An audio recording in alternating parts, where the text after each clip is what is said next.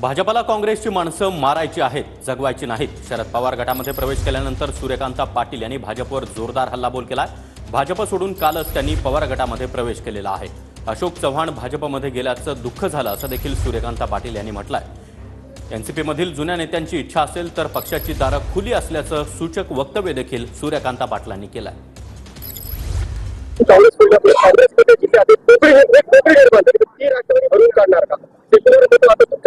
नाही, अशोक चव्हाण गेल्याचं आम्हाला दुःख जरूर आहे. ते केव्हाही व्यक्त केले जेव्हा मी भाजपत होते की अशोक चव्हाणांचं काय बरं झालं मला माहिती नाही.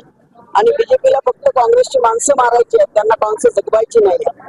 त्यामुळे अशोकराव आता मला माहिती नाही काय मी काय पोकळी त्यांची भोपळी काढू शकेल असंही मला काय वाटत नाही. काँग्रेस आणि राष्ट्रवादी हे दोन्ही माझ्यासाठी एक आहेत, पण मी माझ्या पक्षासाठी काम करेन. किती विधानसभा मतदारसंघामध्ये नाव असेल राष्ट्रवादी? आठ दिवस आम्हाला सांगते तुम्हाला.